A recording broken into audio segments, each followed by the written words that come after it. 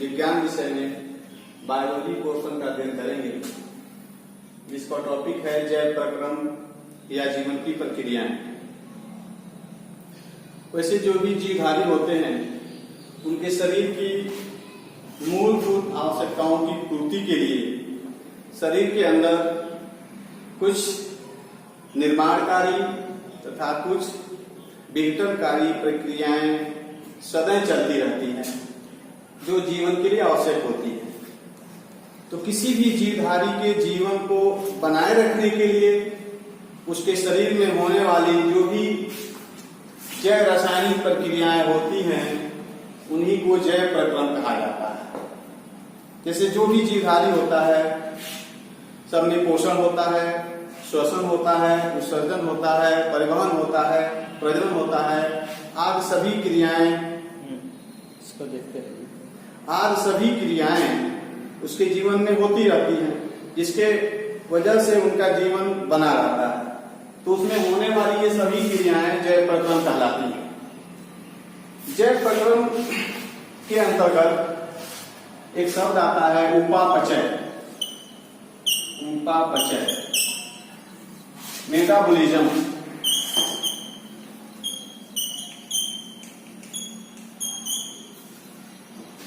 उपापचय जो होता है वो भी जो शरीर में जो जैविक क्रियाएं होती हैं, जैव रासायनिक क्रियाएं होती हैं, सबको सामूहिक रूप से जितने प्रकार की जैव रासायनिक क्रियाएं होती हैं सबको एक साथ मिला के उपापचय कहा जाता है। उपापचय में दो तरह की क्रियाएं होती हैं। एक होता है उपचय, जिसको एनाबॉलिज्म कहते हैं, और दूसरा होता है अपचय।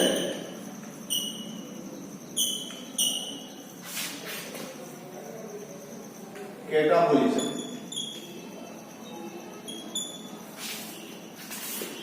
शरीर के अंदर जो जो निर्माणकारी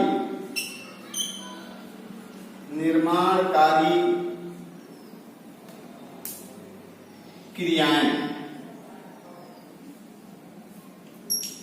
यानी शरीर में वह जैव रासायनिक क्रिया जिसमें छोटे छोटे अकार्बनिक पदार्थ या अणु मिलकर के बड़े कार्बनिक अणु का निर्माण करते हैं, ऐसे क्रियाओं को उपचय कहा जाता है। जैसे प्रकाश संश्लेषण है, प्रकाश संश्लेषण।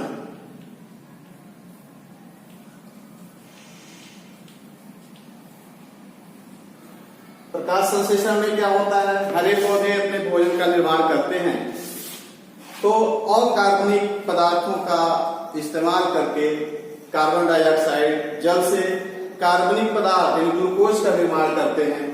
इसमें छोटे पदार्थों से मिलकर बड़े पदार्थों का निर्माण होता है, तो ऐसी क्रियाओं को उपचय कहा जाता है। दूसरा क्रिया होती है अपचय, जिसको विखंडनकारी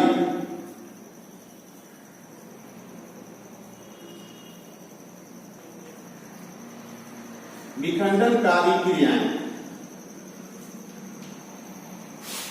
शरीर के अंदर होने वाले जो भी जैव रासायनिक क्रियाएं होती हैं उसमें कुछ ऐसी क्रियाएं होती हैं जिसमें बड़े कार्बनिक पदार्थ या अणु टूटकर छोटे अणुओं को बनाते हैं। ऐसी क्रियाओं को अपचय कहा जाता है। जैसे पाचन, श्वसन, ऐसी क्रियाओं को अपचय कहा जाता है। तो शरीर के अंदर जितने भी जैव रासायनिक क्रिया होती है उनमें या तो उपचय होता है या तो अपचय होता है। इन्हीं अपचय और उपचय दोनों क्रियाओं को एक साथ मिला करके उपापचय कहा जाता है। बच्चों, जैव प्रक्रम के अंतर्गत पोषण का अध्ययन किया जाए। पोषण, इसको न्यूट्रिशन कहा जाता है, क्योंकि पोषण एक बहुत ही सतत चलने वाली प्रक्रिया है, जिसमें जो भी जीवधारी होते हैं सबको शरीर के विभिन्न क्रियाओं को संचालित करने के लिए ऊर्जा की आवश्यकता होती है। और ऊर्जा मिलती कहाँ से है? आप लोगों को मालूम है कि जो भी जीवधारी होते हैं उनको ऊर्जा भोजन से मिलती है। तो सिर्फ भोजन कर लेना पोषण नहीं होता है। पोषण जीवन में सतत चलने वाली प्रक्रिया होती है, जिसमें भोजन को ग्रहण करना, उसका पाचन करना, उत्सर्जन, स्वांगीकरण, मल प्रक्रिया, ये सभी क्रियाएं होती हैं। तो एनसीईआरटी के सिलेबस के अनुसार जो पोषण की परिभाषा बनी है कि पोषण उन सभी क्रियाओं का कुल योग को प्रदर्शित करता है, जिसमें कच्चे भोज्य पदार्थों को शरीर के उपयोगी पदार्थों के रूप में बदला जाता है तथा इससे प्राप्त ऊर्जा का उपयोग विभिन्न उपापचयी क्रियाओं, मरम्मत, शरीर की वृद्धि हेतु किया जाता है। अब अगला टॉपिक है पोषण के चरण, यानी पोषण के चरण।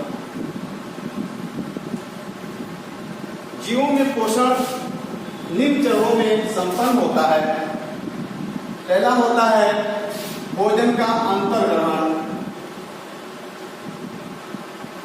यानी भोजन को ग्रहण करना। अलग अलग जीवधारियों में भोजन ग्रहण करने के तरीके अलग अलग होते हैं। दूसरा होता है पाचन। तीसरा है अवशोषण।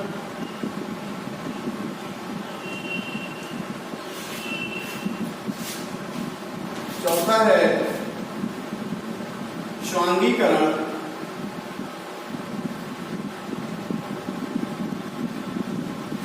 पांचवा है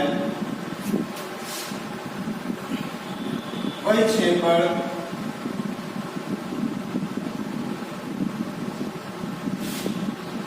या मल विसर्जन।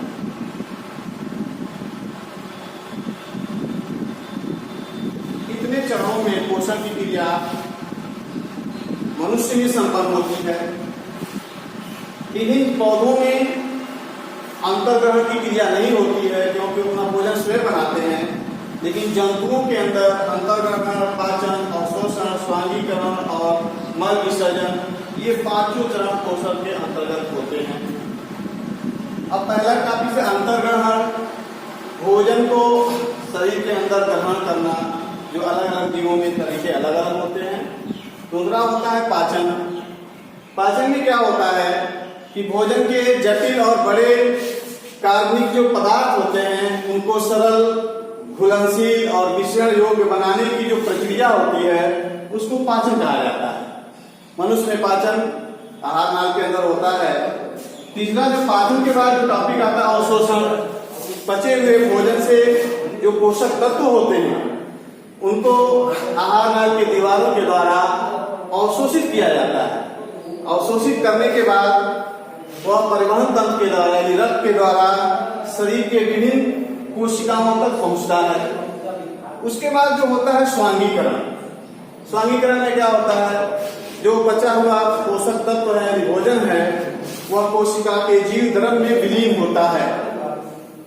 तो बचे हुए भोजन का कोशिका के जीव द्रव्य में विलीन होने को ही स्वांगीकरण कहा जाता है।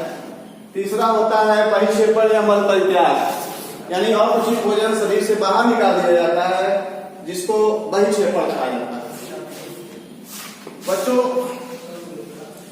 पोषण विभिन्न जीवों में अलग अलग तरीके से होता है। पोषण के आधार पर दो तरह के जीवधारियों को वर्गीकृत किया गया है, यानी पोषण के